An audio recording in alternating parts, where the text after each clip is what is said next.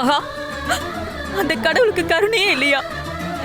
பட்டக்காலே படுங்கிற மாதிரி உங்களுக்கு மட்டும் ஏன் இவ்வளவு சோதனையை கொடுக்கறான்? நீங்களும் எவ்வளவுதான் தாங்குவீங்க?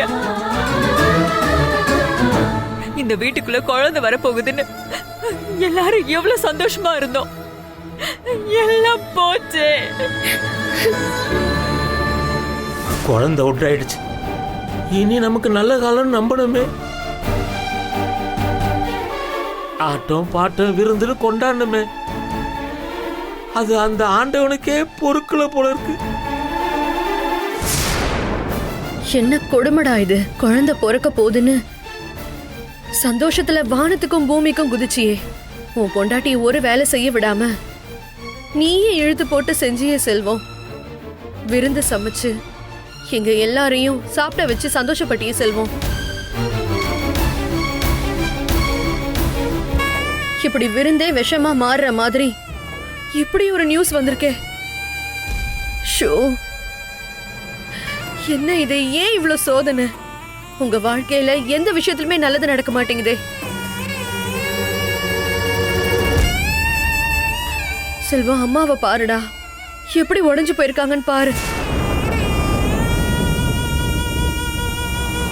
அம்மா என்ன பணம் நகை நட்டுக்கு ஆசைப்பட்டாங்க. இந்த வீட்டுல ஒரு குழந்தை தவழணும்னு ஆசைப்பட்டாங்க. அவங்களுக்கு அந்த கொடுப்பனை கூட இல்ல. அம்மாக்கு என்னடா ஆறுதல் சொல்றது? அக்கா, அம்மா மட்டும் இல்ல, இங்க இருக்கிற எல்லாருமே வருத்தத்துல தான் இருக்காங்க. தயவு செஞ்சு நீ அழுது அந்த சோகத்தை அதிகப்படுத்தாத. இல்ல செல்வம், என்னால முடியல. எனக்கு துக்கம் தாங்க முடியல. அம்மா, கல்யாணத்துக்கு முன்னாடி இவங்களுக்கு ஜாதக பொருத்தம் பாத்தீங்களா இல்லையா நீங்க?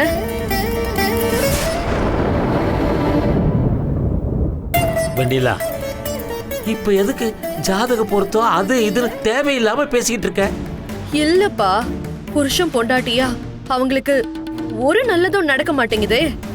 அந்த ஆதங்கத்துல தான் கேட்டேன். உன் ஆதங்கத்தை தூக்கி குப்பையில போடு. இதுக்கு முன்னாடி எதுக்கு எடுத்தாலும் கத்தி கத்தி குதர்க்கமா பேசுவேன். ஆனா இப்போ நீலி கண்ணீர் வடிச்சு பழைய மாதிரி பேசுற. ஐயோ அப்பா, நான் திரும்பவும் இந்த வீட்டுக்கு வந்திருக்கேன்னா அதுக்கு காரணமே மகாதான். அவளை சங்கடப்படுத்துற மாதிரி எப்படிப்பா என்னால பேச முடியும்? ஜாதகத்துல ஏதாவது குறை இருந்தா அதுக்கான பரிகாரத்தை பண்ணலாமேன்னு தான் கேட்டேன். மகா செல்வத்து மேலயும் நம்ம குடும்பத்து மேலயும் எனக்கு அக்கறை இருக்குப்பா. நான் திருந்தி வந்திருக்கேன். ப்ளீஸ், இனிமே என்ன சந்தேகப்பட்டோ தப்பாவோ பேசாதீங்கப்பா. நீ பேசாம இருந்தா நான் எதுக்கு பேச போறேன்? கொஞ்சம் அமைதியா இருக்கியா?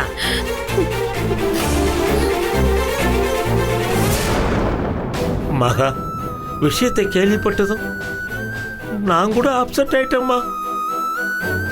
யோசிச்சு பாரு, இனி குழந்தைய பிறக்காதா என்ன?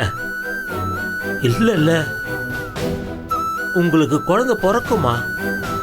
அதுவும் சீக்கிரமே நல்ல செய்தி சொல்லுவீங்க. எத்தனையோ சர்க்கிள், அதுல இதுவும் ஒண்ணு. இதுல இருந்து கண்டிப்பா மீண்டு வருவீங்க. நம்பிக்கையோட இருமா. செல்வம், மகாவை கூட்டிட்டு மேல போப்பா.